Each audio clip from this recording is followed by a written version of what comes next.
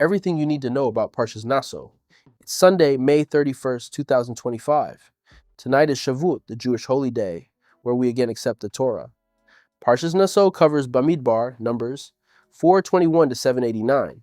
The word Naso means lift up or take account. It comes from the first significant phrase in the parsha, Nashoa ayet ro ash b'nei Gershon gam hem. Lift up the head of the sons of Gershon also. Bamidbar 4:22.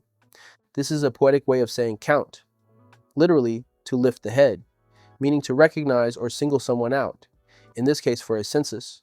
Parshas Naso is the longest single parsha in the Torah, with 176 pasukim.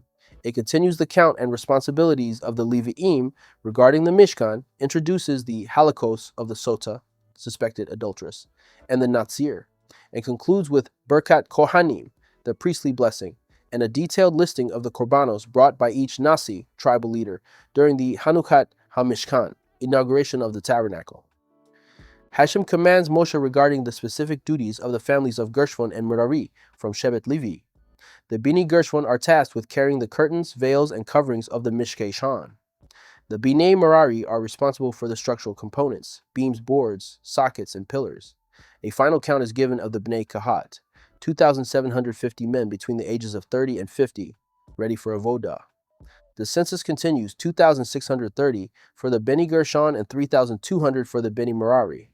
Altogether, 8,580 Levi'im are designated for carrying the Mishkan and its holy vessels. Now that the Shekhinah dwells among Klal Yisrael, Hashem commands that those who are Tamei, ritually impure, be sent out of certain areas of the camp. Those with the Zarat are sent out of all three camps, others only from the area surrounding the Mishkan. This aliyah also covers the laws of someone who steals and swears falsely, especially if the victim was a convert who then passes away without heirs. The payment goes to a Kohen. It introduces the mitzvah of vidui, verbal confession of sins, and allows a person to choose whichever Kohanim he prefers when giving required gifts. This next aliyah covers three major topics. Esvotah. A woman suspected of adultery after being warned not to seclude herself with a specific man undergoes a ceremony in the Beit HaMikdash. A parsha is written and erased in water, which she then drinks. If she is guilty, she dies a supernatural death. If innocent, she is blessed. Nazir. Someone who takes a vow to become a Nazir must avoid wine and grape products, not cut hair, and stay far from tumat met, ritual impurity from a corpse.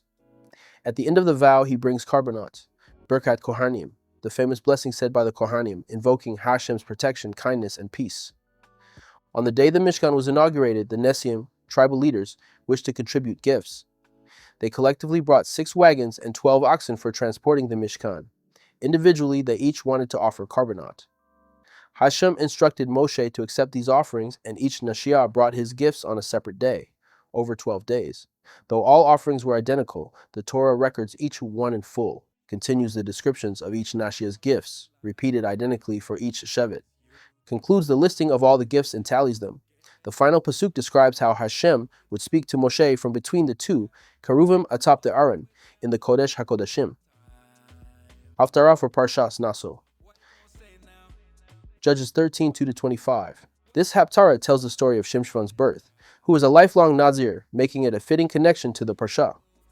Manvoha and his wife from Shevet Dan were childless.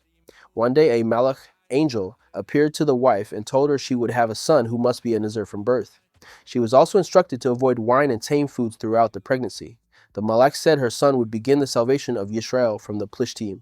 She told Manoach, who davened for the Malach to return. Hashem answered, and the Malach came again, repeating his guidance. Manvoha wanted to prepare a meal for him, but the Malach instructed him instead to offer a carbon to Hashem. As the carbon burned, the Malach ascended heavenward in the flames, revealing his true identity. The haftarah ends with Shimshon's birth. Vayigdal Hana'ar, Vaybarak Hevaha. Please like and subscribe and click on one of the videos above for more.